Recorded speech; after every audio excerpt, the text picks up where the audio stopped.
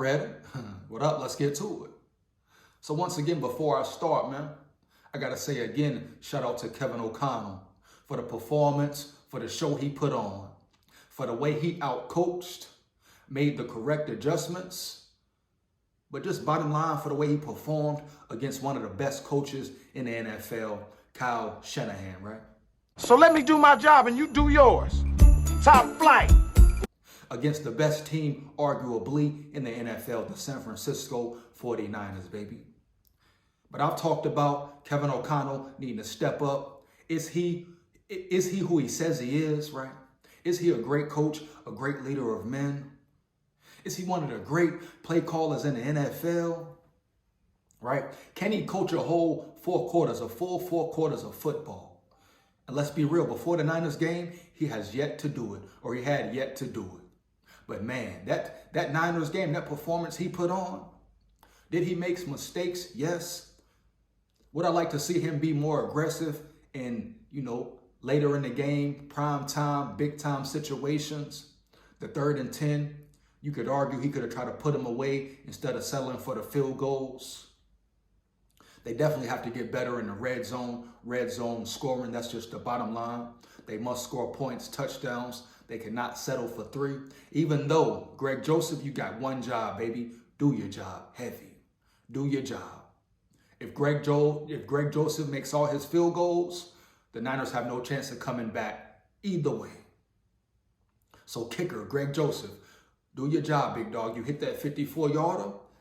Respect that. That's not an easy kick. But at the end of the day, make your extra points and hit the 50-yarder as well. Period. If your team needs you, and I don't like the team just strictly relying on a kicker, especially in big game situations. Take the game in your hands. Win the game.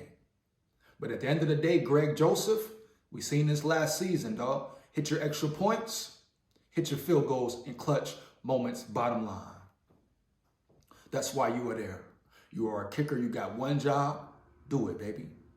But KOC performed very well, man. From the 1st quarter to the 4th quarter, dog. Period, bottom line. I was happy to see it. He finally showed, he really just let it go. Kind of like Kirk let it fly. KOC was dialing up plays, throwing the ball down the field.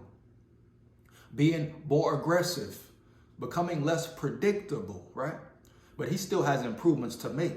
It was a good game, but it wasn't a perfect game. And if the Vikings want to continue to grow and elevate and evolve into a playoff team, not only a playoff team, but making it out of the 1st round, making a deep playoff run, competing with the best teams, going on a run to even try to get into the playoffs, Kevin O'Connell has to grow and improve. Oh yes, the whole team is one, but it's a lot of things that you saw versus the Niners, right? That KOC can improve on. They got the dub, they got the victory, the win. That's all that matters. But at the end of the day, they must do more. They must do more. And some may say, what else could they do? They beat their Niners. Good. Great win. But the season ain't over. That's just one win, baby. You talk about KOC performance, 1st half, 2nd half, 3rd, 4th. They got the run game going finally. Now, do they need more from the run game still? Yes, they do. They're going to have to, average more than 70 a game. Or they may not have to if they can keep the passing game going, right? If the passing offense can keep putting up yards, big numbers, they may be okay with rushing for just 70, 80 yards a game. But I think they need more. And if they can rush for 100 yards a game, even 90 plus, that opens up the play action, opens up the playbook, the offense even more. Then you get Jetta returning. Yeah, Justin Jefferson returns, comes back healthy. Man, it's a dynamic offense. Dynamic offense, baby. But at the end of the day, it's going to fall on KOC. It was certain points in the game where you would like him to be more aggressive. I know I would.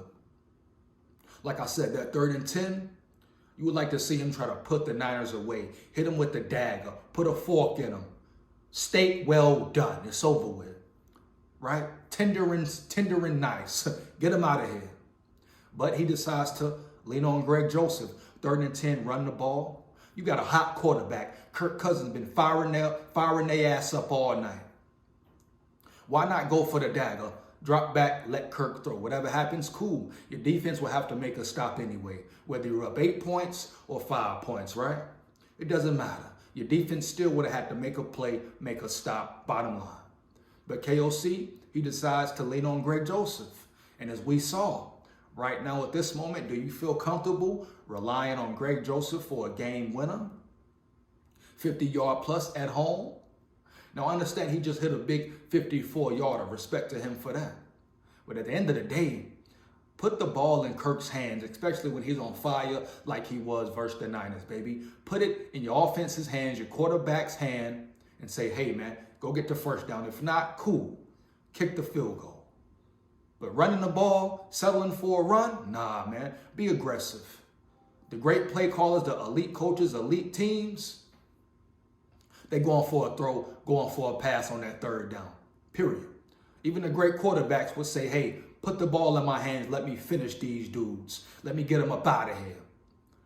Let's really take this victory right here, right now, man. And the Vikings had a few chances in that fourth quarter when the defense made stops, when Cam Bynum got the interception with 5 minutes left. You would have loved to see KOC and Kirk and the offense drive down the field, right? Really finally put a team away. Leave no questions. Score a touchdown, it's over with. The Vikings have yet to do that, so we still need that from KOC and the offense. Yes, it's cool the passing game gets going. It's good to see the rushing game start moving. But at the end of the day, I want to see the Vikings put a team away for real.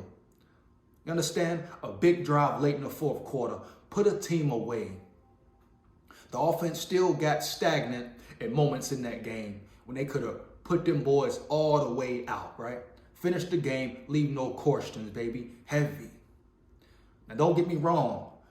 I was impressed. I love the performance they put on, but at the end of the day, you got to ask yourself in the playoffs, settling for kicks in the red zone, can you win? Can you win? Let's be real. Playoff time, even in big division games, right? Division on the line, right? Against the best teams, let's just be real. Can you really win those big games, settling for field goals in the red zone? I'm not sure about it. I don't think so, man. I think it comes a time you got to score points. You got to score points in that red zone, especially when you get points handed to you. When you get a quick change of field, you got to drive it down their throat and put a team away, baby.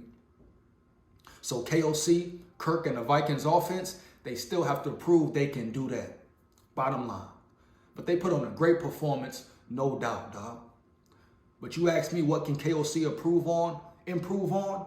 Him continuing to stay aggressive the whole game, right? Off script, on script. Be aggressive, man. Be aggressive, don't settle. Put the ball in your quarterback's hands and your offense's hands, baby. Don't rely on the kicker. Act like the kicker ain't there. I understand he should be able to make a kick, game-winning kicks, but we've seen so many times, not just this year, last year, etc. Kickers blow it, man. Kickers are prone to blow it, dog. Big games, big opportunities. You know, some are clutch. Greg Joseph has been clutch in some moments, but he wasn't clutch versus the Niners, and you never know in the playoffs. Do you really want to rely on a kicker?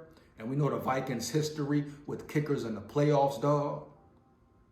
So I'm just saying, in the future, down the line, for the Vikings to really be dominant, be elite, you know, be a top 5 offense for real, they got to improve scoring in the red zone.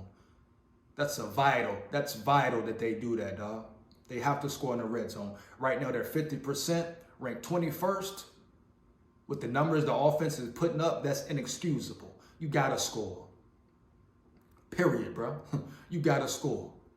But Kevin O'Connell, it's always improvements to make. I'm sure he knows that. I'm sure the players know it.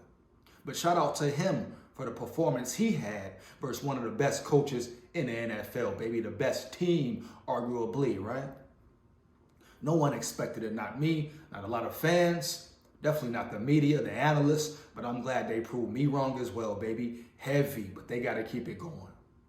But let's look at KOC and the offense, just some of the stats this season. Offense, total yards, 368.7.